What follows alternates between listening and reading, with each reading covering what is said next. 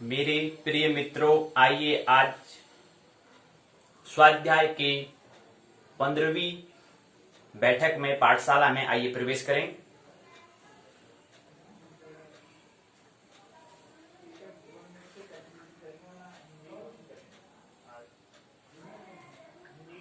पिछले कुछ दिनों से हम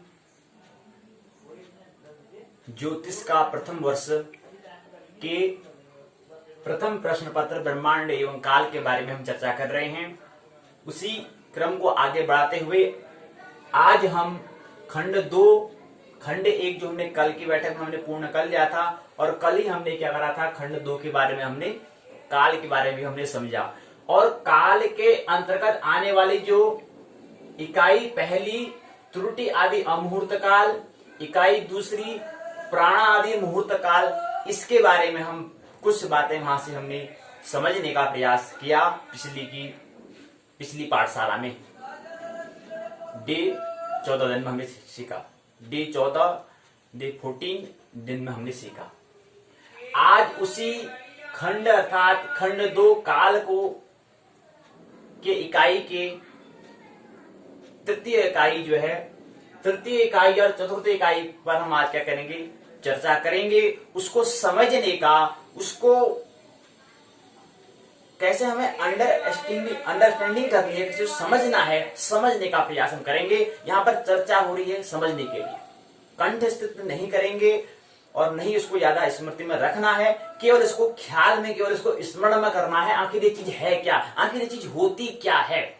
पहली हम बात कर रहे हैं विज्ञान क्या होता है, क्या और कैसे, कारण और कार्य पर खोज होती है कि आखिर ये चीज है क्या और कैसे है और क्या इसका कारण है और ये क्या चीज है, ये की खोज क्या है, विज्ञान है। क्या और कैसे और ये है क्या, आखिर ये चीज है क्या। तो ऐसे विषय जो हम बात कर रहे हैं, जो काल के बारे में समझे, आखिर टाइम होता क्या है, काल किसे कहते हैं, तो उसके अंदर हमने कल बातें की। तो हमें समझना है, जिस दिन बात हमें समझ में आ जाएगी फिर उस दिन में इसकी अध्ययन करने की आवश्यकता नहीं होती है।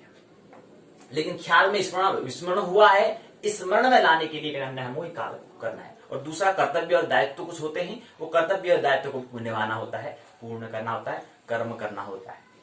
तो ये हमने बात की। आइए आज हम खंड 2 काल के अंतर्गत जो तृतीय इकाई है, उस इकाई का नाम है सप्ताह, पक्ष, मास। और मास के अंदर क्या क्या है, अधिमास और क्षय मास। और मास के अंतर्गत ही 4 मास क्या क्या होते हैं, सावन मास, चांद्र मास, सौर मास और नक्षत्र मास। ये क्या होते हैं, इसको हम आज की बैठक में समझने का प्रयास करेंगे। और द्वितीय जो इकाई, आज की बैठक की जो द्वितीय इकाई है, अर्थात काल के अंतर्गत जो चतुर्थ इकाई है, उस इकाई का नाम है ऋतु, अयन, गोल और वर्ष। ये बात है। और क्योंकि ज्योतिष की आज क्या है, जो पाठशाला है वो आज कौन सी है,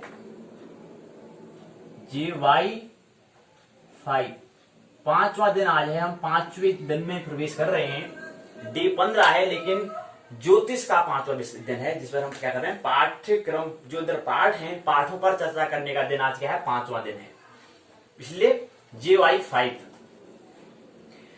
तो ये बात है, आइए समझें क्या होता है। इकाई तीसरा जो है सप्ताह, पक्ष, मास, और चौथी इकाई ऋतु, अयन, गोल, वर्ष। क्या होते हैं, आइए इसको समझने का ये प्रयास करते हैं आज की बैठक में। तो सबसे पहले इकाई का नाम दिया है सप्ताह, वीक। पक्ष क्या होता है, मास क्या होता है, सप्ताह किसे कहते हैं। कल हम काल के बारे में, टाइम के बारे में हमने बात कर ली थी कि दिन क्या होता है या क्या कहते हैं, उसको समझते हैं।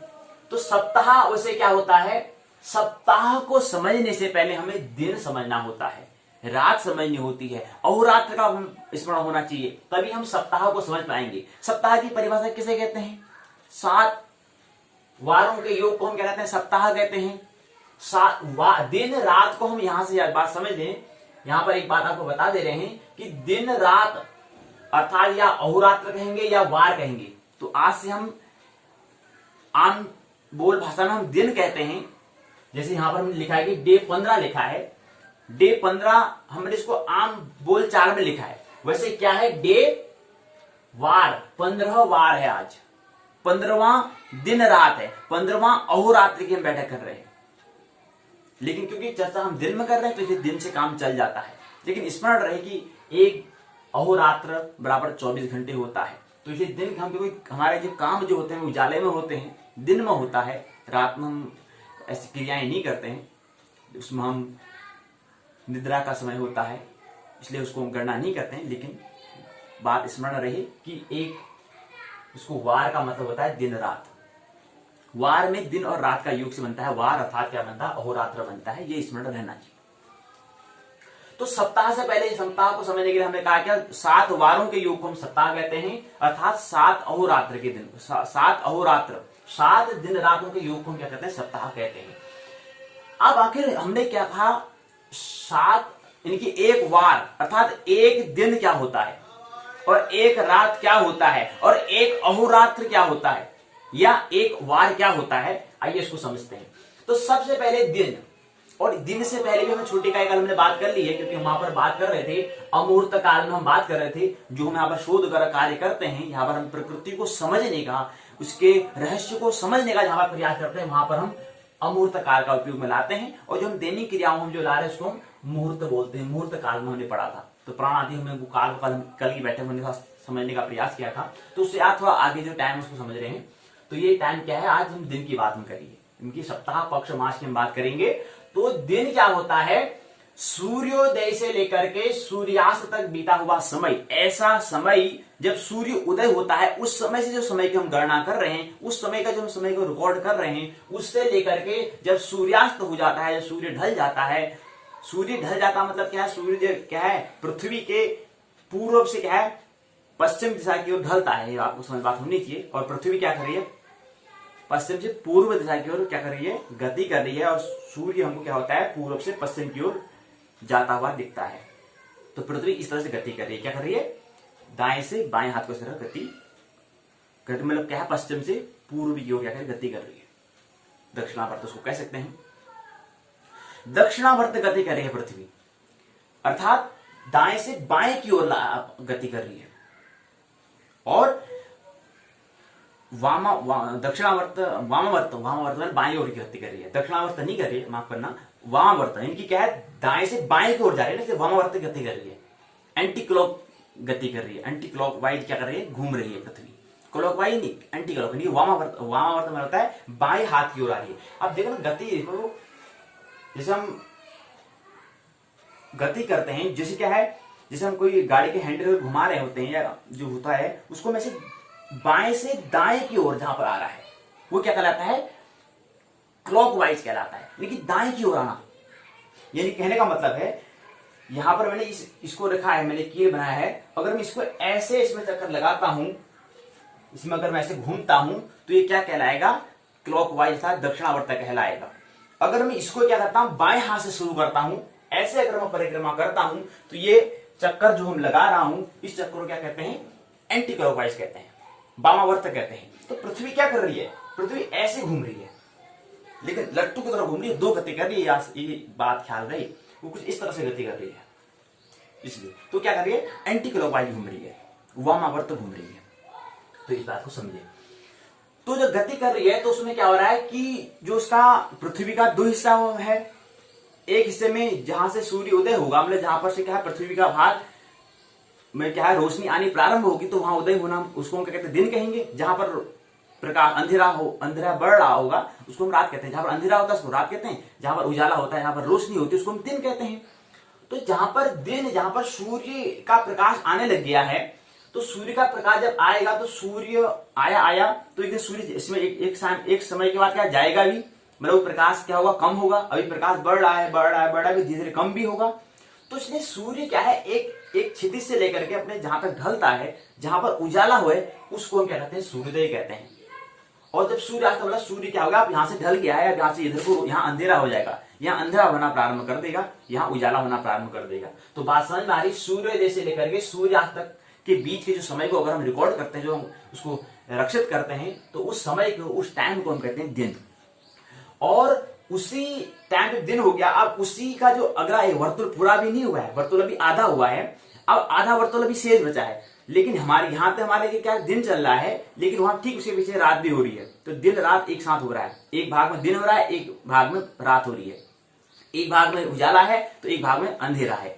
तो अब जैसे ही क्या होता है, ये यहाँ पर ढल गया, अब इसके बाद यहां से क्या हो जाएगी, रात प्रारंभ हो जाएगी, रात्रि होनी प्रारंभ हो जाएगी, यानी कि रात होना प्रारंभ हो जाएगा। तो यहां से लेकर के अगले दिन सूर्य के यहाँ फिर उदय होने तक जो समय होता है वो क्या कहलाता है, रात कहलाता है।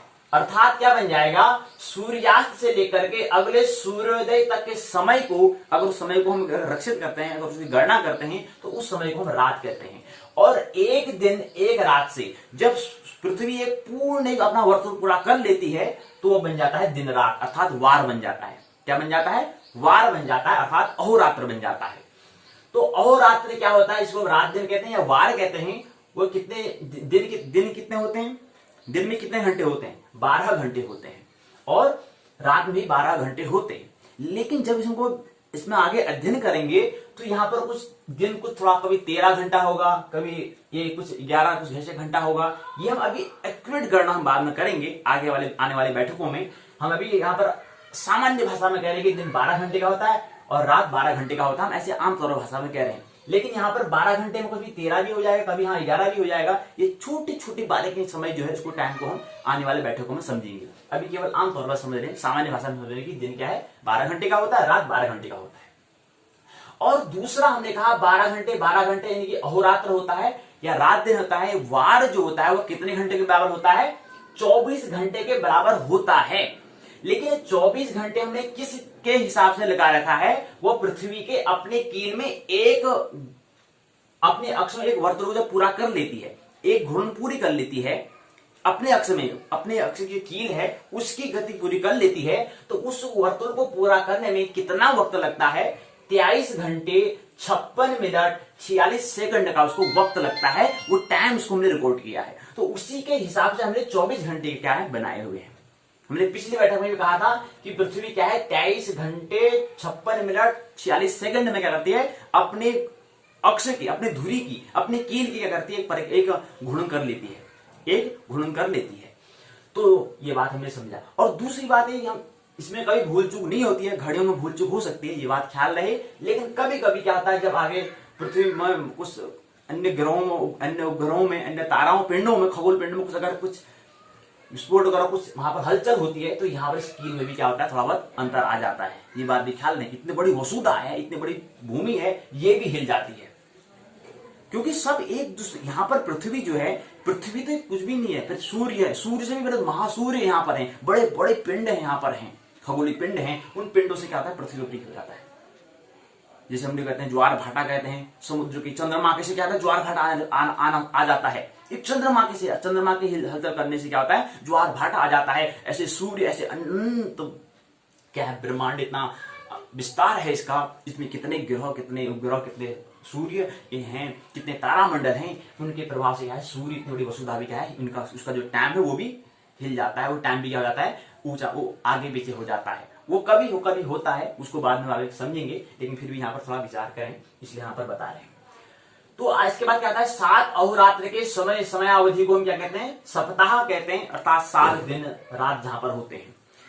तो यहाँ पर सप्ताह मतलब होते हैं 7 वार। और 7 वार कौन कौन से होते हैं, पहला आता है सूर्यवार। आपने कभी सूर्यवार नाम सुना, नहीं सुना होगा, लेकिन आपने रविवार नाम सुना होगा। तो सूर्य को रवि भी कहते हैं, लेकिन वार का मतलब क्या है, दिन रात, यानी कि एक दिन रात, एक और रात हो चुका है, और वो क्या है, रविवार से है। इनकी ग्रह जो है, ग्रहों जो है, सूर्य ग्रह है, चंद्रमा ग्रह है, सूर्य ग्रह हम कहते हैं, वैसे तो वे तारा है, लेकिन इसको ग्रह भी कहते हैं, क्योंकि अभी हमें क्या है, प्राच्य भाषा को हमें समझते हुए, क्योंकि प्राच्य जगत में क्या हुआ है, ज्योतिष का विकास हुआ है, ज्योतिष विकसित हुआ है, इसलिए पहले उस भाषा को हम समझेंगे, उसके बाद में फिर कुछ परिवर्तन करेंगे, तो फिर बाद में उसको समझेंगे कि सूर्य को ग्रह उनने किस वजह से कहा, कर इसको जानेंगे, उसके बाद उसमें जो वैज्ञानिकता प्रमाणिकता लगेगी, उसके आधार पर उसको हम फिर ग्रह कहेंगे, नहीं तो उसको ग्रह नहीं कहेंगे। इसको इस बार हम क्या करेंगे, शोध करेंगे, विचार करेंगे, ठीक है।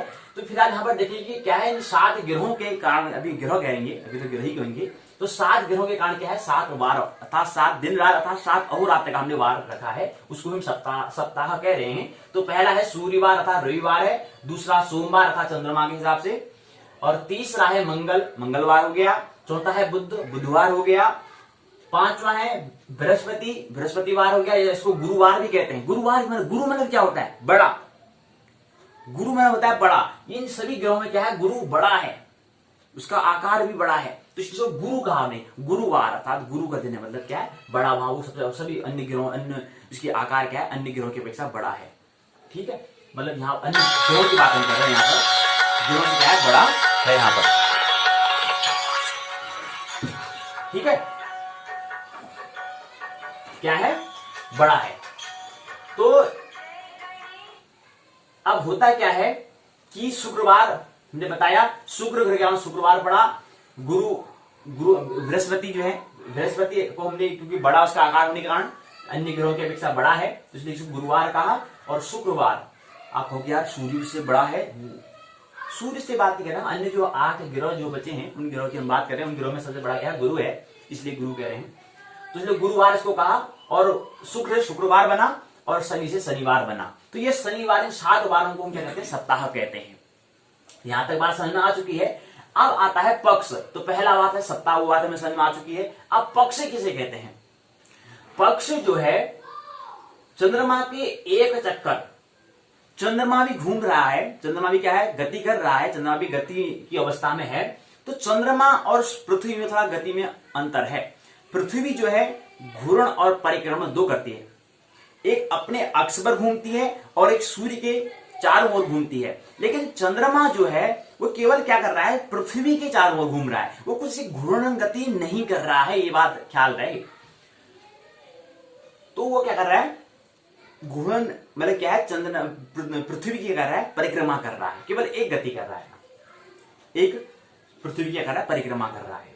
तो क्या है, जब चंद्रमा जो है ऐसे घूमते घूमते घूमते घूमते जब उसका एक वर्तुल चंद्रमा पूरा करता है, तो चंद्रमा के एक वर्तुल को हमने क्या कर दिया, 30 हिस्से कर दिए, उसके 30 भाग कर दिए। हमने कहा चंद्रमा आज यदि ए जगह पर है, उसको बी तक हमने क्या कर दिया, ए से बी तक का एक हिस्सा दे दिया, ऐसे ही ए से बी, फिर बी से सी, ऐसे हमने क्या कर दिया, 30 हिस्से कर दिए।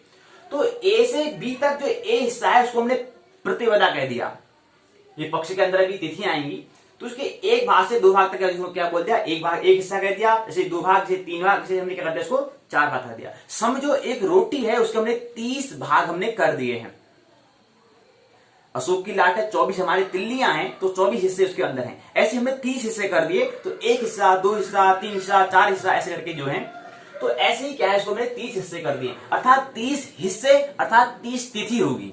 क्या हो गया, अर्थात पक्ष को समझने के लिए सबसे पहले हमें तिथि समझना होता है। तो तिथि मतलब क्या कर दिया, जो 30 हिस्से हैं, 30 हिस्से मतलब 30 तिथि। तो पक्ष जो है हमने बताया कि चंद्रमा का एक वर्तुल पूरा को हमने क्या कर दिया, जो चंद्रमा का एक वर्तुल होता है उसके हमने 30 हिस्से कर दिए, अर्थात 30 तिथि होगी। तो चंद्रमा का एक वर्तुल पूरा करने में कितनी तिथियां आती हैं, 30 तिथियां आती हैं। और तो एक चंद्रमास हमने कहा, तो एक चंद्रमा को समझेंगे, 30 हिस्से हैं तो एक तिथि हो गया, ठीक है। उसके बाद यहां पर क्या होता है, चंद्रमा के एक चक्कर का एक भाग को हम तिथि कहते हैं। आप तिथि किसे कहते हैं, तिथि जो है वो क्या है, चंद्रमा के एक चक्कर का एक भाग, मतलब एक चक्कर अभी पूरा हुआ नहीं है, लेकिन एक चक्कर का एक हिस्सा पूरा हो चुका है, एक भाग पूरा हो चुका है, यानी कि पूरा जैसे वृत्त है, इससे थोड़ा सा यहां पर गया तो एक हिस्सा, थोड़ा सा आगे बढ़ा 2 हिस्सा, ऐसे 3 हिस्सा, ऐसे वर्तुल बन रहा है। ऐसे इसका क्या पथ है, वो पथ की थोड़ा अपने गति कर ली, ऐसे पूरा एक दिन क्या करेगा, 30 दिन में एक चंद्रमास में कितनी होती हैं, 30 तिथियां होती हैं। 30 हिस्से, 30 दिन, जिस दिन 30 हिस्से पूरा कर लेगा उस दिन क्या बन जाएगा, वर्तुल बन जाएगा, एक सर्कल बन जाएगा, यानी कि पथ पूरा हो जाएगा, अर्थात एक क्या हो जाएगा, एक चक्कर हो जाएगा। ये बात समझ में आ गई। तो दूसरी बात हमने बताया कि क्या है, चंद्रमा के एक चक्कर को अर्थात एक चंद्रमास हम कहते हैं। समय की गणना हम जो पक्ष की हम बात कर रहे हैं वो चंद्रमा की गति के हिसाब से बात कर रहे हैं। हमने कहा है समय की गणना हम 4 जो ग्रह हैं, जो 4 तरह से हम कर सकते हैं। एक होता है पृथ्वी के, दूसरा होता है चंद्रमा, तीसरा सूर्य, चौथा होता है नक्षत्र। नक्षत्र के सापेक्ष सूर्य के सापेक्ष, चंद्रमा के सापेक्ष और पृथ्वी के सापेक्ष हम समय की गणना करते हैं, तो सूर्य की हम समझेंगे। तो पृथ्वी के हिसाब से, चंद्रमा के हिसाब से, सूर्य के हिसाब से, नक्षत्र के हिसाब से हम क्या करते हैं, गणना करते हैं, समय की गणना करते हैं। लेकिन अगर पक्ष की अगर जो बात करते हैं, यहाँ पर चंद्रमा के सापेक्ष, चंद्रमा की जो गति कर रहा है उसके हिसाब से क्या करते हैं, समय की गणना करते हैं, समय को जोड़ते हैं, समय की गणना करते हैं। तो चंद्रमा क्या है, समय की गणना पृथ्वी, हमने बताया जैसे गति हम गणना करते हैं, पक्ष की गणना क्या होती है, चंद्रमा के गति से होती है, ये हमने समझा दिया है। तो अब पक्ष क्या होता है, अभी हमने बताया क्या है, पक्ष जो होते हैं दो होते हैं, यानी कि चंद्रमा क्या है, एक परिक्रमण, एक पूरी जो परिक्रमा कर रही है, एक चक्कर जो पूरी कर रही है, उस चक्कर को जब यहां से लेकर के 15 हिस्से पूरा कर लेती है तो उसको हम आधा हिस्सा कहते हैं। तो एक से लेकर जो 15 हिस्से जो हैं, अर्थात जो 15 तिथि जो हैं, उस 15 तिथि को हम क्या बोलते हैं, एक पक्ष बोल देते हैं। और दूसरे भाग को हम 15 हिस्से और करते हैं, उसको पूरा करता है तो उसको दूसरा पक्ष बोलते हैं। पहले अर्धभाग को पहला पक्ष, दूसरे अर्धभाग को दूसरा पक्ष। अब जो पहले अर्ध भाग है उसको कृष्ण पक्ष कहते हैं और दूसरे अर्ध भाग को हम क्या कहते हैं, शुक्ल पक्ष कहते हैं। इस प्रकार से शुक्ल पक्ष और कृष्ण पक्ष दो पक्षों के सहायता से क्या है, जो चंद्रमा है वो एक वर्तुल पूरा करता है, एक चक्र पूरा करता है, अर्थात चंद्रमा का एक मास हो जाता है, एक महीना हो जाता है। तो ये बात है। तो कृष्ण पक्ष क्या है, चंद्रमा के एक चक्कर के 15 हिस्से, अर्थात 15 जो तिथि है उसका आधा भाग, अर्थात कहने का मतलब चंद्रमा ने आधा भाग अपना आधी जो उसकी वर्तुल है, आधा वर्तुल उसने पूरा कर लिया है, आधा मास हो चुका है भी कह सकते हैं। और दूसरा शुक्ल पक्ष है, चंद्रमा के एक चक्कर के 15 हिस्से अर्थात 15 तिथियां, वो क्या कहलाती है, आधा भाग और पूरा कर लिया है, अर्ध भाग और पूरा कर लिया, तो क्या बन गया, और दोनों आधे आधे से क्या होता है, एक हो जाता है, यानी एक वर्तुल पूरा हो जाता है। अब चंद्रमा के पक्ष में क्या होता है, पहली अब 15 क्या क्या होते हैं, प्रतिपदा, द्वितीया, तृतीया, चतुर्थ, पंचमी, षष्ठी, सप्तमी, अष्टमी, नवमी, दशमी, एकादश, द्वादश, त्रयोदश, चतुर्दशी और पंचदश। यानी कि पंचदश को क्या बोलेंगे, जब कृष्ण पक्ष का जो 15वां भाग जो पूरा हो रहा होगा, तो जब कृष्ण पक्ष होगा तो कृष्ण पक्ष के दिन क्या होगा, अमावस्या होगी। ये बात समझना, उस दिन क्या होगा, चंद्रमा दिखाई नहीं देगा। अमावस्या का मतलब होता है, कृष्ण मतलब क्या होता है, कृष्ण मतलब होता है काला। उस दिन उजाला हमें अंधेरा दिखेगा, उस दिन चंद्रमा हमें दिखाई नहीं देगा। कृष्ण मतलब होता ही यह है, काला होता है। और दूसरा शुक्ल मतलब होता है उजाला अर्थात रोशनी, अर्थात तो कृष्ण पक्ष जब आता है, कृष्ण पक्ष की जो 15वां हिस्सा, जिस दिन 15 तिथि होती है उस दिन अमावस्या होती है। और जिस दिन शुक्ल पक्ष मतलब होता है, मैंने बताया उजाला रोशनी होता है, शुक्ल पक्ष की जो 15वां जो भाग होता है, शुक्ल पक्ष का जो 15वां जो भाग आता है, उस दिन क्या होता है, पूर्णिमा होता है। और एक महत्वपूर्ण प्रश्न है कि जिस दिन पूर्णिमा होती है, क्या उस दिन चंद्रमा हमें पूर्ण दिखाई देता है, पता है आपको? जिस दिन पूर्णिमा होती है, पूर्णिमा का मतलब क्या है, पूर्णिमा का मतलब क्या, उस दिन चंद्रमा पूर्ण हमें दिखाई देगा। एक बात आप प्रश्न करें अपने आप से, पूछें कि क्या चंद्रमा पूर्ण दिखता है। अभी हमने कहा प्रश्न करें, पहले प्रश्न करो फिर बताएंगे। सोचो कि क्या चंद्रमा पूरा दिखाई देता है हमको पूर्णिमा के दिन भी? तो हम बता देते हैं। तो चंद्रमा जो है, हमने अभी बताया कि चंद्रमा क्या है, घूर्णन गति नहीं कर रहा है, केवल क्या है, पृथ्वी की क्या है, परिक्रमा कर रहा है, पृथ्वी की क्या है, चक्कर कर रहा है, पृथ्वी का क्या है, पृथ्वी की चक्कर, पृथ्वी की क्या है, परिक्रमा कर रहा है। पृथ्वी जो वर्तुल है उसका पथ जो है वो क्या है, पृथ्वी को केंद्र मानते हैं वो, और अपनी गति कर रहा है, पृथ्वी को केंद्र मानते हुए अपनी क्या है, पथ में गति कर रहा है। तो वह गति केवल एक हिस्से, एक भाग में उसकी गति होती है, वो घूमता नहीं है, ऐसा घूमता नहीं है। अगर मैं ऐसे ही घूमूं, मैं अगर ऐसे ही घूमूं तो मेरा दूसरा भाग दिखेगा। अगर मैं ऐसे ही घूमूं तो मेरा भाग, दूसरा भाग दिखेगा, मेरा पिछला हिस्सा दिखेगा नहीं दिखेगा। लेकिन पृथ्वी का दिखता है, पृथ्वी ऐसे तरह घूमती है, ऐसे घूमते हुए कुछ अपना वर्तुल पूरा करती है ये। लेकिन चंद्रमा ऐसा नहीं करता। तो चंद्रमा का हमेशा हमें आधा भाग दिखाई देता है, हमेशा। तो इसलिए पूर्णिमा के दिन क्या होता है, जिस दिन पूर्णिमा होती है उस दिन हमें चंद्रमा का आधा भाग पूर्ण दिखाई देता है, उसी को हम पूर्णिमा कहते हैं। ये बात समझ में आ गई?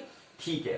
तो चंद्रमा के आधे भाग को पूर्ण दृश्य दिखाई देना ही क्या है, पूर्णिमा है। तो चंद्रमा के आधे भाग का पूर्ण हमें दृश्य जो दिखाई देता है, जो आंखों में हमें प्रतिबिंब हम देख रहे हैं, तो हमारे आंखों में यहाँ प्रतिबिंब बनता है, तो हम क्या कहते हैं, पूर्णिमा कहते हैं। क्या कहते हैं इसको? पूर्णिमा कहते हैं। तो प्रश्न करें ऐसा। उसके बाद आता है मास, सप्ताह, पक्षा, मास आता है। मास क्या हमने बताया, पृथ्वी के हिसाब से, चंद्रमा के हिसाब से, सूर्य के हिसाब से, नक्षत्र के हिसाब से गणना करते हैं। और मास का मतलब होता है महीना, यानी कि 30 दिन रात अर्थात 30 अहोरात्र अर्थात 30 वार हम कह सकते हैं। तो मास आते हैं श्रावण मास, चंद्रमास, सौर और नक्षत्र। श्रावण मतलब होता है पृथ्वी, पृथ्वी का भी क्या होता है, महीना होता है। पृथ्वी की क्या है, समय होता है। पृथ्वी भी क्या है, गति कर रही है, उसके हिसाब से भी समय की हम गणना करते हैं। चंद्रमा भी क्या है, गति कर रहा है, तो उसके हिसाब से गति करते हैं। तो यहाँ पर पक्ष, कृष्ण पक्ष इत्यादि हम बात करते हैं, चंद्रमा के हिसाब सापेक्ष में बात करते हैं। और सौर मास, सूर्य की हम कभी बात करते हैं, हम कहते हैं कृष्ण, कहते हैं मकर संक्रांति, कृष्ण संक्रांति इत्यादि बोलते हैं। तो इस संक्रांति जो होती है वह सूर्य के हिसाब से होती है। तो सूर्य के गति के, सूर्य के सापेक्ष हम गति क्या करें, समय की गणना कर रहे हैं। ऐसे ही नक्षत्र होता है, नक्षत्र की हम गति करते हैं, जहां पर कहते हैं यार क्या हो गया, संवत्सर बोलते हैं, संवत्सर हो गया, ये चीज हो गया इत्यादि जो है वो हम क्या करते हैं, नक्षत्र के हिसाब से करते हैं। तो मास के साथ अधिमास और 6 मास होता है। तो अधिमास क्या होता है, तिथि का सूर्योदय के पश्चात भी बना रहना ही क्या है, अधिमास है। सूर्योदय हो चुका है लेकिन फिर भी तिथि क्या है, दूसरी तिथि चल रही है, दूसरा दिन मतलब सूर्योदय हो चुका है अर्थात दूसरा दिन प्रारंभ हो गया है लेकिन तिथि अभी चल रही है पिछली वाली, तो इसलिए क्या कहलाएगा, वो अधिमास कहलाएगा उस महीने में। और 6 मास में क्या होता है, जिस दिन तिथि का क्या होगा, सूर्योदय से पूर्व ही पूर्ण हो जाएगी, उस दिन क्या कहते हैं तिथि, वो 6 मास कहलाएगा। अर्थात कहें, देखो तिथि का गलना और घटना भी आप समझते होंगे। तो तिथि का बढ़ना मतलब क्या होता है, वो हम आपको समझा रहे हैं, क्योंकि तिथियों के ही समूह को हम क्या कहते हैं, मास कहते हैं। 30 जो तिथि होती है उसको हम क्या कहते हैं, मास कहते हैं। तो इसलिए कोई जरा असमंजस नहीं होना है। तो क्या है, तिथि जो घटना, तिथि का घटना और बढ़ना वही क्या है, जहां तिथि घट जाएगी वहां 6 मास जाएगा, जहां तिथि बढ़ जाएगी वहां अधिमास हो जाएगा। और घटना बढ़ना मतलब क्या है, सूर्योदय से पहले तिथि क्या होगी, पूर्ण होगी, तो उस दिन क्या हो जाएगा, 6 हो जाएगा। जिस दिन तिथि क्या है, सूर्योदय हो चुका है लेकिन फिर भी तिथि बनी हुई है, अभी चल रही है, तो क्या कहलाएगा, अधि कहलाएगा, यानी कि बढ़ा हुआ कहलाएगा। 6 और अधि ये बात है, ऐसी मास बनता है। इसी प्रकार से क्या होते हैं, मास हो गया। मास के अंतर्गत होता है चैत्र मास, चैत्र से लेकर फाल्गुन तक मास होते हैं। चैत्र, वैशाख, जेठ, आषाढ़, सावन, भाद्रव, कुमार, कार्तिक, अगन, पूष, माघ, फाल्गुन, अश्विन, ये जो है। उसके बाद जैसे जनवरी, फरवरी, मार्च, अप्रैल, मई, जून, जुलाई, अगस्त, सितंबर, अक्टूबर, नवंबर, दिसंबर, ये क्या है, 12 माह है। इसको समझे, इस वर्णन करें, बैठे बात करेंगे अभी। अब क्या है, दूसरी इकाई में है, तो यहाँ पर क्या होती है, पहली इकाई क्या होती है, पूर्ण होती है। अब द्वितीय इकाई में आइए हम प्रवेश करें। द्वितीय इकाई है आज की बैठक की, उसका नाम है ऋतु, अयन, गोल और वर्ष। इसमें क्या आता है, सबसे पहले हमें थोड़ा आपको प्रश्न कर दे रहे हैं, आगे हमें आने वाली जो बैठकें हैं वहां पर बात होंगी, वहां पर चर्चाएं होंगी। तो इसलिए पहले कुछ बातें हम पहले आपको इसमें यहाँ पर साझा कर देते हैं कि इस पर हमें विषय पर हम बात करेंगे, तो सोचेंगे, विचार करेंगे, तो उस विषय को और भी हम क्या करेंगे, अच्छा तैयार करेंगे। तो इसलिए राशि क्या होती है, अभी राशि आई है नहीं है, तो राशि किसे कहते हैं। राशि मतलब जो होता है, हमने बताया था, तारों के जो समूह जो है, ग्रहों, नक्षत्रों के 9 चरणों को, नक्षत्र के समूह को हम क्या कहते हैं, राशि कहते हैं। तो नक्षत्र के अंदर 9 चरण होते हैं, वो क्या होते हैं इसे समझें। नक्षत्र किसे कहते हैं, तिथि किसे कहते हैं, राशि किसे कहते हैं, ग्रह किसे कहते हैं, वार किसे कहते हैं, वार हमने यहाँ पर समझ दिया है। योग किसे कहते हैं, कर्ण किसे कहते हैं। वार और तिथि को हमने आज की बैठक में थोड़ा बहुत समझ लिया है। और जब हम आगे वाले खंड, जो तृतीय खंड पंचांग है, वहां पर समझेंगे, वहां पर तिथि, वार, योग, तिथि, वार, नक्षत्र, योग, करण, ये 5 होते हैं, 5 अंग होते हैं, तब जाके पंचांग बनता है। वहां पर आने वाली जो खंड, तीसरा खंड है, वहां पर बात करेंगे। लेकिन यहाँ पर धीरे धीरे क्या करना, विचार करना शुरू करें कि आखिर क्या होता है, क्या जैसा होता है, समझे। तो पहली बात आप क्या है, ऋतु। ऋतु किसे कहते हैं, सीजन। सीजन क्या होता है, पृथ्वी के क्या है, जो उसका पूरा गति है, पृथ्वी का ही क्या है, समय के हम हिस्सा करते हैं।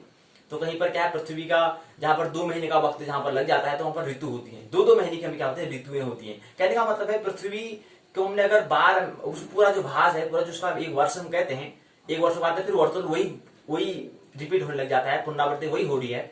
लेकिन एक वर्ष में क्या होता है, इसमें 6 क्या होते हैं, ऋतु होते हैं। ऋतु मतलब सीजन। कभी आप देखते हैं, कभी ठंडा, कभी हम कपड़े बाहर से, और कपड़ों की आवश्यकता होती है हमें, एक कपड़े से काम नहीं चलता, मुझे की आवश्यकता होती है हमें। क्यों आवश्यकता होती है, क्यों पहनते हैं, कभी विचार किया। तो कभी ठंडा गिर जाता है, कभी गर्म, कभी पसीना आना लगता है, क्या है, सब सीजन है, सब ऋतु है, ये इनके बारे में हमें ख्याल होना चाहिए। जैसे क्या है, ऋतु कहते हैं जैसे क्या है, वसंत होगी, वसंत ऋतु में ये होता है। तो अगर इस बात को समझ जाएंगे तो उस हिसाब से हम तैयार रहेंगे तो हमारे क्या होगी, स्वास्थ्य ठीक रहेगा। अब क्या है, जैसे शरद ऋतु चल रहे हैं और हाफ में चल दिए हम, या कहने का मतलब है पृथ्वी के अभी इस भाग में हम रह रहे हैं, कहीं दूसरे भाग में जाते हैं, वहां पर हम केवल हाफ टी शर्ट में या कपड़े में गए थे, एक ही वर्दी में गए थे, वहां देखा तो बड़ा ठंडा हो रहा है, फिर क्या करोगे, और कुछ भी अन्य कपड़े साथ में ले नहीं गए थे तो क्या होगा। तो इसलिए पृथ्वी के ये वाले भाग में क्या क्या होती है, ऋतुएं होती हैं, क्या क्या मौसम परिवर्तन होते हैं, इसके बारे में क्या हो पता होना चाहिए। तो उस ऐसा ही ऋतु मतलब होता है, सीजन की हम बात कर रहे हैं। अगर वहां पर जाएंगे, वहां पर ऐसा सीजन है तो वहां पर हम व्यवस्था करके जाएंगे। अगर वहां ऐसे चलेंगे तो बड़ा दिक्कत आ जाएगी। और कहाँ पर मौसम का क्या है, परिवर्तन, कभी ठंडा होगा, गर्म होगा, तो इस चीज का करने के लिए हमको अगर उसका हमें ज्ञान होगा, उसका सम्यक हमें ज्ञान होगा, तो वहां पर क्या करेंगे, अगर व्यवस्था करते हुए वहां पर जाएंगे। पहले हम क्या करेंगे, वहां पर व्यवस्था करे रहेंगे कि हमें वहां जाना है, फलाने जगह जाना है, फलाने यात्रा में जाना है, तो वहां पर हमें क्या करना है, ये चीजों को हमें साथ में लेना है, ये वस्तु हमारे पास होनी चाहिए। तो इस तरह से ऋतु होती हैं। तो 2 माह के समयावधि को हम क्या कहते हैं, ऋतु कहते हैं। तो ऋतु होती है 6। पहली ऋतु है वसंत, दूसरा है ग्रीष्म, तीसरा है वर्षा, चौथा है शरद, पांचवा है हेमंत, छठा है शिशिर। अभी कौन सी ऋतु चल रही है, प्रश्न करो, पूछो, अभी भी तो ऋतु चल रही है। तो सब पता होना चाहिए कौन से महीने में कौन सी ऋतु होती है। तो उस हिसाब से हम क्या करेंगे, अपने जो शरीर का जो वातावरण है, जो ठंडा गर्म हो रहा है, उससे अपने आप को हम क्या कर लेंगे, हम साइकोलॉजी रूप से मानसिक तहत हम क्या लेंगे, तैयार रहेंगे। तो हम फिर क्या कर लेंगे, शरीर में हम उसकी वैसी व्यवस्था करेंगे। क्योंकि पहला जो होता है मानसिक होता है, हमारा मानसिक तल कैसा है, यही उसका प्रतिरूप शरीर तल पर होता है। इसका उदाहरण आप दे सकते हैं कि जब अर्जुन युद्ध करने के लिए जाते हैं तो उससे पहले वो क्या करते हैं, ठीक युद्ध यहां पर पहुंचते हैं, क्षेत्र में पहुंचते हैं, तो उसमें भी युद्ध करने के लिए क्या आता है, मेरे से नहीं होता है। कृष्ण जी कहते हैं मेरे से युद्ध नहीं होता भाई, ये मेरा काम नहीं है, इससे अच्छा में क्या है, भीख मांगना मिले, ठीक है। तो वहां पर उसके पहले ही उसके मन में क्या था, कुछ न कुछ संशय था। तो वहां पर क्या हुआ, शरीर ने तुरंत घटना कर दी, हाथ धनुष बाण से छूट गए, बैठ गया रथ के पिछले भाग पर। तो क्या हो रहा था, मतलब पहले मन में क्या था, उसका मन क्या है, मन की तैयारी नहीं थी। और आज शरीर ने भी उसका ठीक, शरीर तो क्या है, उसका मन का प्रतिरूप, मन का परिणाम बताता है। मन में तुम्हारा क्या चल रहा है, उसका परिणाम शरीर बता देगा। कभी क्रोध करते हैं तो क्रोध करेंगे तो हमारा शरीर जवान मुख अलग आवाज आ जाती है। तो ये क्या है, परिणाम है।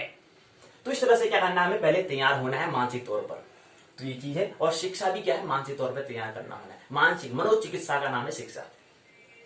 तो ये क्या है, हम बात करें ऋतु, तो ये ऋतु हमने 6 बता दी।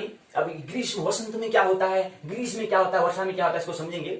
उसके बाद अयन है, चलना था। 6 माह के समयावधि को अयन कहते हैं। 2 प्रकार के होते हैं, उत्तरायण और दक्षिणायन। सौम्यायन भी इसको कहते हैं, यानी कि पृथ्वी के उत्तर भाग को हम उत्तरायण और पृथ्वी के दक्षिण भाग को हम दक्षिणायन कहते हैं। पृथ्वी के 2 भाग होते हैं, क्या मैंने बता दिया, उत्तर और दक्षिण। ऐसे ही क्या होता है, गोल होता है। पृथ्वी के आकार को हम जो पृथ्वी का जो आकार है उसको 2 आकार में करते हैं। एक को अर्धगोल, 2 अर्धगोलों से क्या बनता है, एक गोल बनता है। तो एक को हम क्या कहते हैं, उत्तर गोलार्ध, दूसरे को दक्षिण गोलार्ध है। उत्तर गोल और दक्षिण गोल हम कह सकते हैं। तो उसको उत्तरार्ध और दक्षिणार्ध, उत्तर धन अर्ध बराबर उत्तरार्ध, यहाँ पर दीर्घ संधि होगी।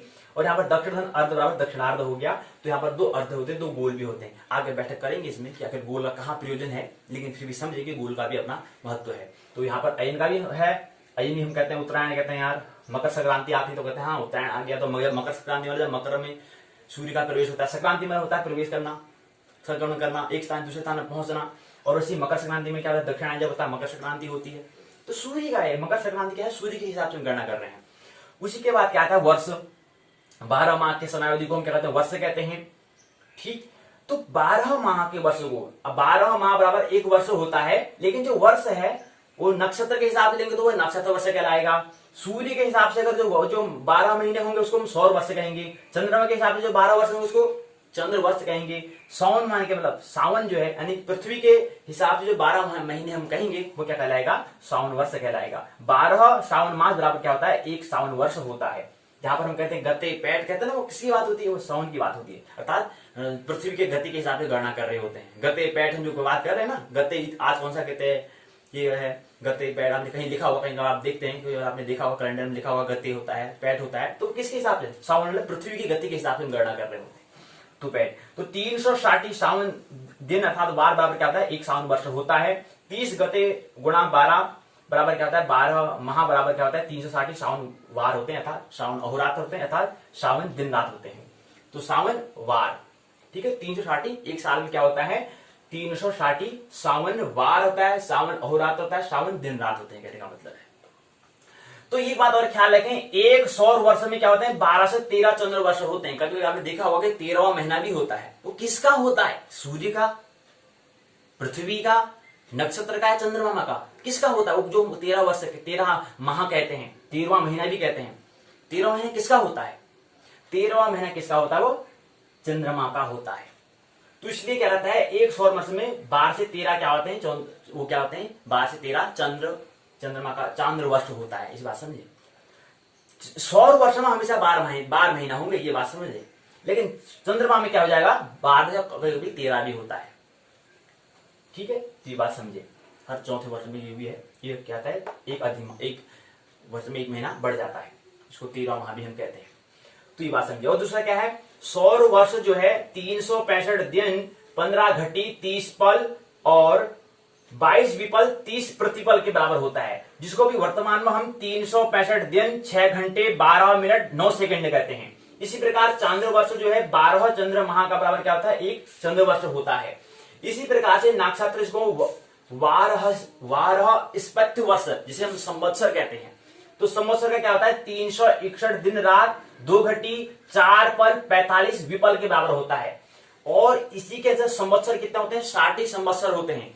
विजय से लेकर के 60वां जो है नंदन तक क्या होते हैं 60 संवत्सर होते हैं। आपने नाम सुना हुआ यार, कौन सा संवत्सर चल रहा है ये पता होना चाहिए, अभी कौन सा संवत्सर है ये पता होना चाहिए। तो क्या है संवत्सर कितने होते हैं 60 होते हैं।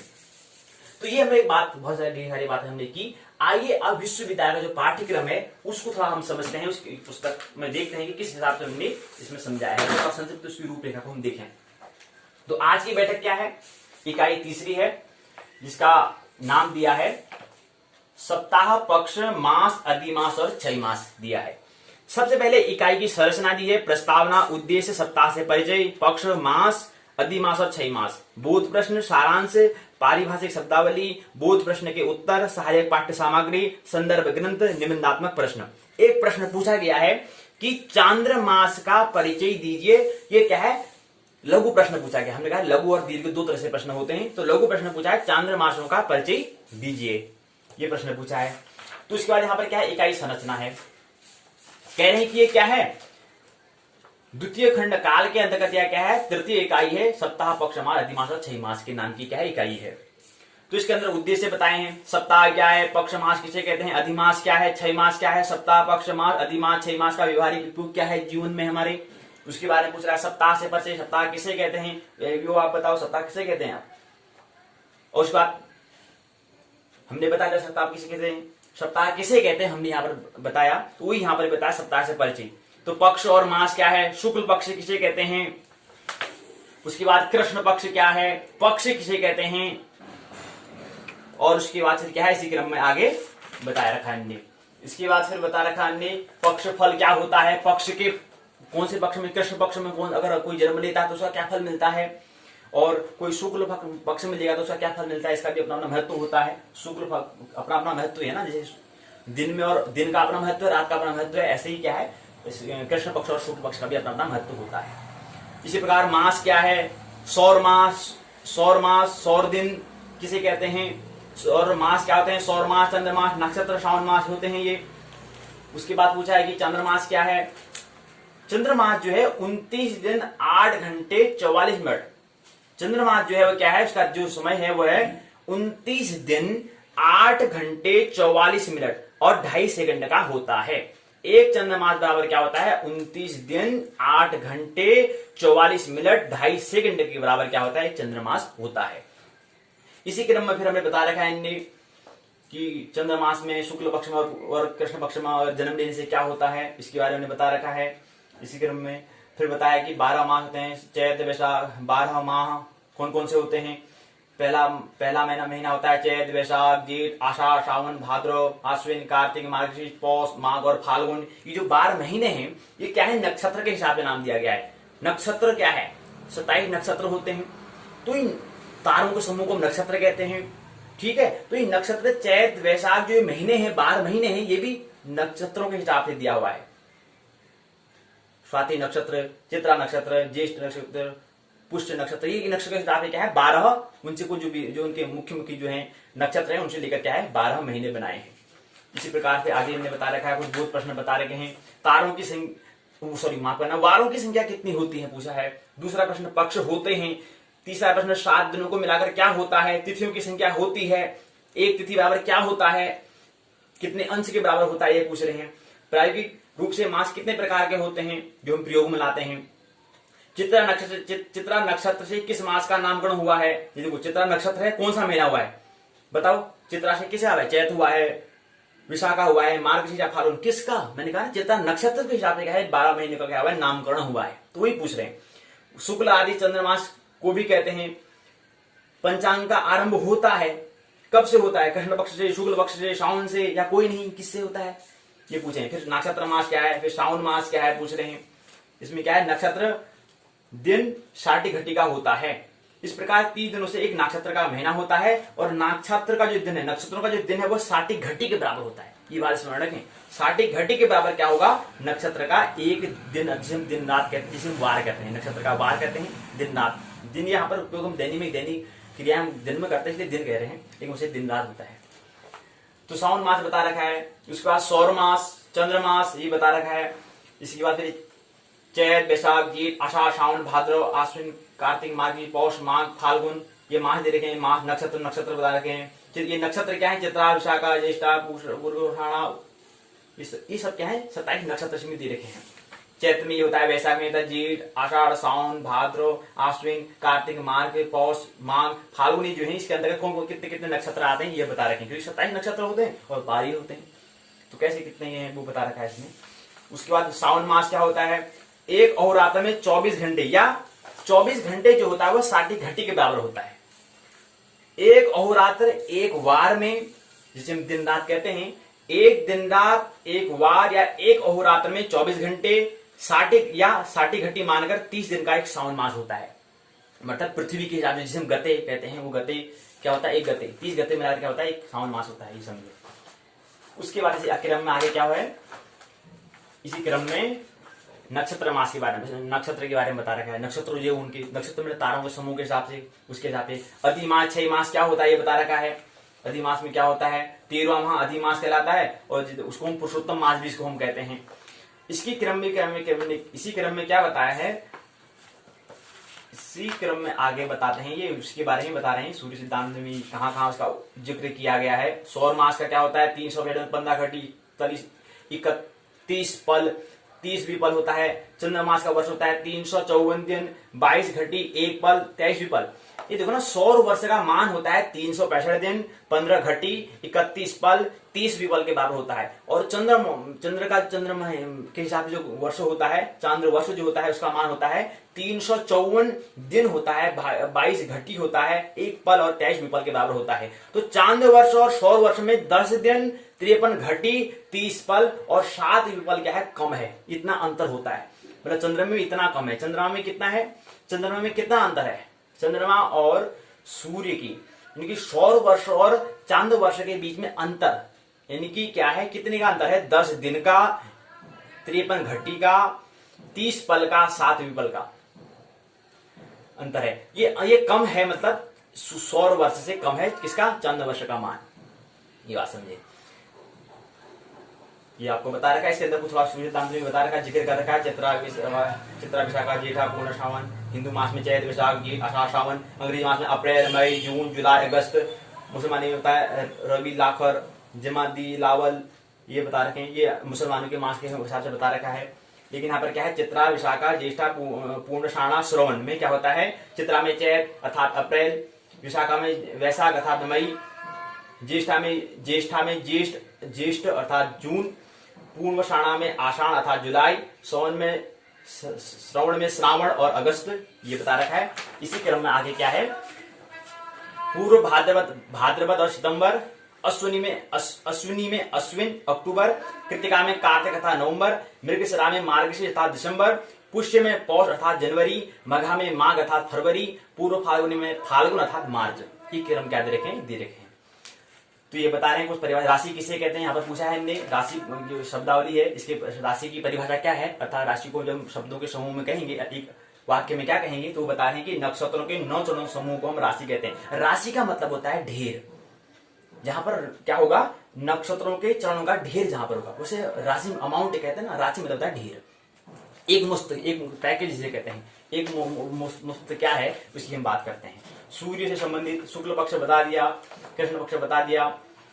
जिस शुक्ल पक्ष होता है जिस पक्ष में चंद्रमा का शुक्ल भाग बढ़ने लगता है, शुक्ल मतलब उजाला वाला भाग हमें ज्यादा दिखाई देता है। और कृष्ण पक्ष होता है जिस दिन ऐसा पक्ष जिसमें चंद्रमा का कृष्ण भाग था उस दिन हमें अंधेरा ज्यादा बढ़ता हुआ दिखाई देता है, उस क्रम को हम कृष्ण पक्ष कहते हैं। और शुक्ल पक्ष में जिस दिन उजाला बढ़ता रहता है, और जहां पर शुक्ल मतलब उजाला होता है बता रखा है, और कृष्ण मतलब अंधेरा। जहां पर अंधेरा बढ़ रहा हो शुक्ल पक्ष, जहां पर अंधेरा घट रहा है, अंधेरा जहां पर बढ़ रहा है वो क्या है, कृष्ण। और जहां पर उजाला बढ़ रहा है वो क्या है, कृष्ण। कृष्ण मतलब उजाला होता है, उजाला का बढ़ना, और कृष्ण मतलब अंधेरा का बढ़ना।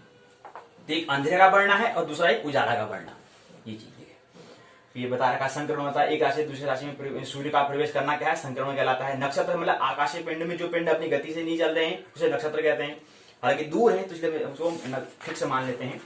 कुछ प्रश्न पूछे हैं निबंधाता, पक्ष मास को परिभाषित करते हुए विस्तार पूर्वक वर्णन करें। अधिमास 6 मास से आप क्या समझते हैं, स्पष्ट करो। सैद्धांतिक रीति से मासों की व्याख्या कीजिए। यहीं पर क्या होती है, पहली आज के बैठक की पहली इकाई अर्थात तृतीय इकाई काल खंड के अंतर्गत क्या है, तृतीय इकाई पूर्ण होती है। चतुर्थ इकाई है ऋतु अयन गोल वर्ष। इकाई की संरचना, प्रस्तावना, उद्देश्य, ऋतु परिचय, अयन गोल वर्ष, बोध प्रश्न, सारांश, परिभाषा शब्दावली, बोध प्रश्न के उत्तर, सहायक पाठ्य सामग्री, संदर्भ और निबंधात्मक प्रश्न। प्रश्न पूछे 8 छोटे लघु प्रश्न पूछा है। सूर्य संक्रांति के अनुसार आने वाले ऋतुओं के नाम लिखिए। अगला प्रश्न छोटा ही प्रश्न पूछा है, लघु प्रश्न पूछा है, गोल के कितने भेद होते हैं लिखिए। अभी बताया गोल के कितने भेद मतलब प्रकार। उसका आता है अयन का परिचय देते उसका महत्व बताइए, अयन क्या है। तो क्रम में बता रखा है, कह रहे हैं कि ये क्या है, द्वितीय खंड का चतुर्थ इकाई ऋतु अयन गोल वर्ष है। ये प्रस्तावना बताया, उद्देश्य में ऋतु क्या है, अयन गोल किसे कहते हैं, वर्ष से क्या अभिप्राय है, ऋतु अयन गोल वर्ष का व्यवहारिक जीवन में क्या उपयोग है, क्या महत्व है, इसके बारे में बताइए। ऋतु से परिचय यहाँ पर बता रखा है इनने। उसके बाद आता है इसी क्रम में आगे इनने इस श्लोक से बता रखा है, इसी क्रम में इनने वसंत में क्या है, वसंत में आता है मीन, मेष, चैत, वैशाख आता है। ग्रीष्म में वृश्चिक, मिथुन, ज्येष्ठ, आषाढ़ आता है। वर्षा में कर्क, सिंह, श्रावण और भाद्र आता है। शरद में कन्या, तुला, अश्विन, कार्तिक आता है। हेमंत में वृश्चिक, धनु, मार्गशीर्ष, पौष आता है। शिशिर में मकर, कुंभ, माघ, फाल्गुन आता है। ये ऋतु हैं। ऋतु कौन कौन सी हैं, वसंत, ग्रीष्म, वर्षा, शरद, हेमंत, शिशिर। सौर मास कौन कौन से, सौर मास जो है मीन, मेष, वृश्चिक, मिथुन, कर्क, सिंह, कन्या, तुला, वृश्चिक, धनु, मकर, कुंभ, ये जो दे रखे हैं। सौर मास और चंद्रमास क्या है, ये है हमारे चैत, वैशाख, जेठ, आषाढ़, सावन, चैत, वैशाख, जेठ, आषाढ़, सावन, भाद्र, आश्विन, कार्तिक, मार्गशीर्ष, पौष, माघ, फाल्गुनी क्या है, चंद्रमास। ये हम बता रखे हैं, ठीक है। देखो ना, हम कहना है, हमने कहा था कि संक्रांति, कर्क संक्रांति के बाद क्या होता है, तो वो सौर मास की हम बात करते हैं। तो सूर्य क्या है, कर्क में प्रवेश करता है, संक्रांति में संक्रमण करता है। और मकर संक्रांति में क्या होता है, मकर में प्रवेश करता है। तो इसलिए सौर मास हमने कहा, इसलिए राशि हम यहाँ पर बात कर रहे हैं। ये क्या है, 12 राशि हम यहाँ पर बात कर रहे हैं, और यहाँ पर उसकी महीने की बात कर रहे हैं, चैत वैशाख की हम बात कर रहे हैं। तो इसी क्रम में आगे बढ़ते हैं, फिर आगे भी बताते हैं ऋतु का फल क्या होता है। ऋतु का भी अपना फल होता है, और इसी प्रकार से हर ऋतु का अपना फल बता रहे हैं। फिर अयन गोल किसे कहते हैं, अयन का अर्थ है चलना, किसे कहते हैं ये बता रखा है। इसके बाद इसी क्रम में आगे बताते हैं, बोध प्रश्न पूछे गए हैं। ऋतुओं की संख्या कितनी है, सूर्य के एक राशि भोग काल को आप क्या कहेंगे, जो क्या कहते हैं पूछा है।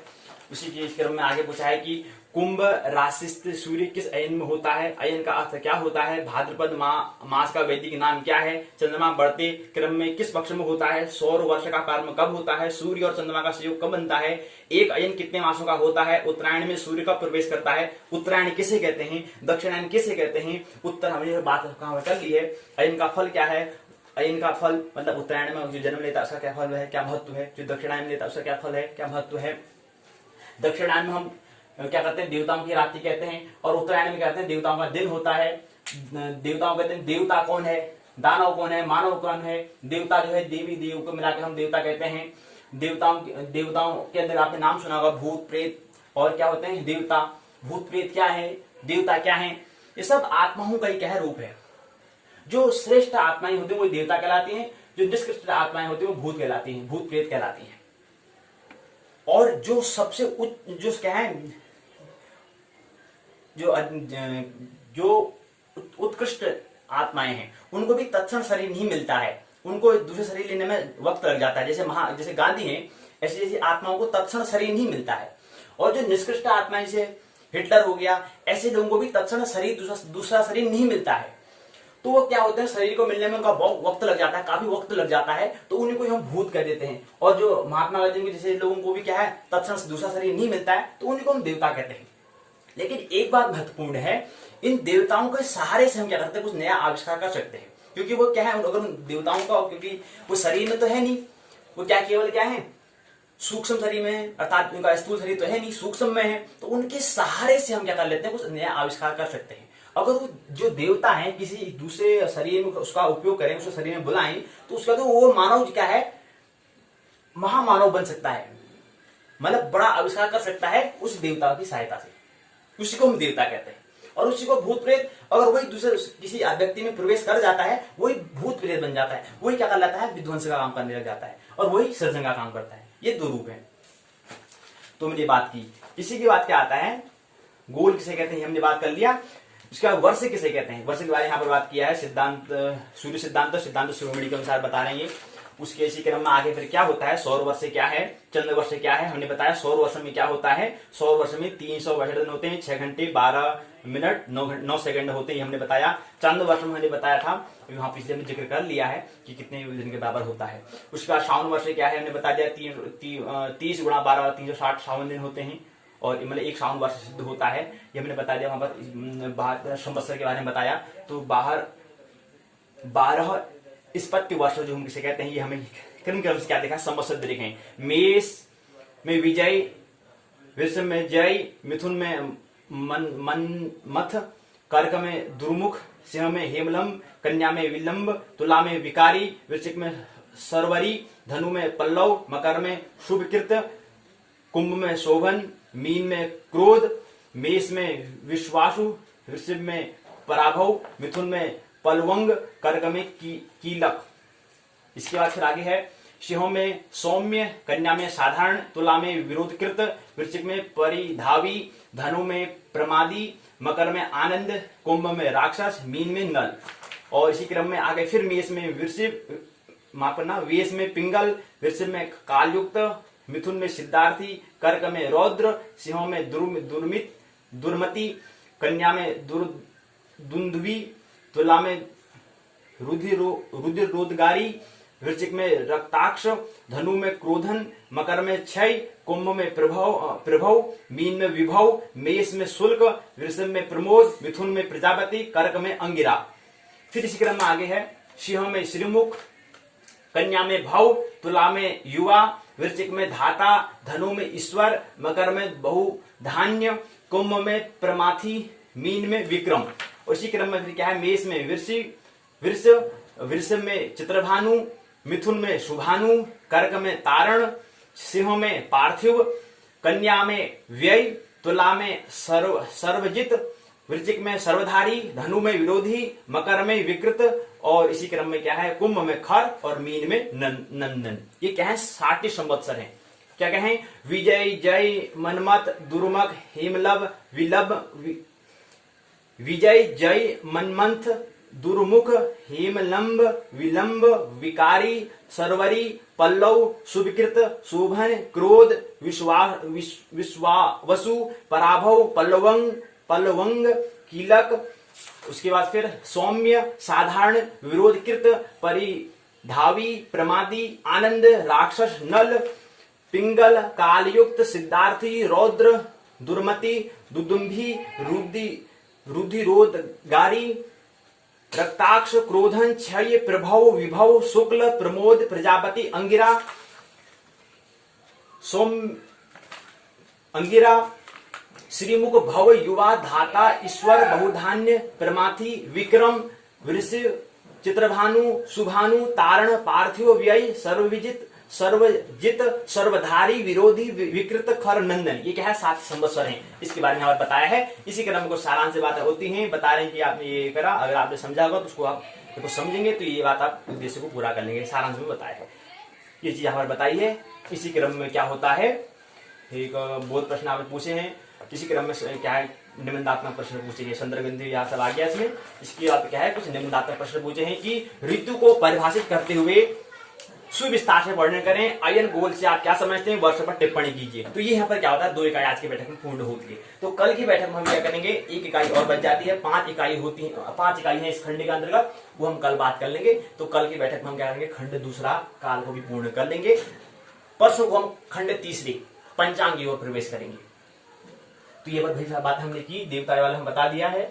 तो देवता दानवों ने बताया कि मानव स्त्री पुरुष का, स्त्री और पुरुष क्या है, प्रकृति के 2 रूप हैं।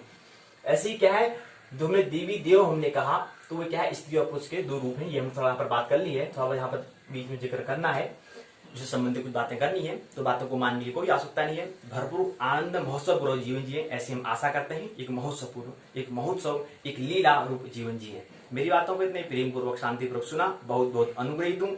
अंत में सबके भीतर बैठे हुए परमात्मा को प्रणाम करता हूँ। मेरा प्रणाम स्वीकार करें।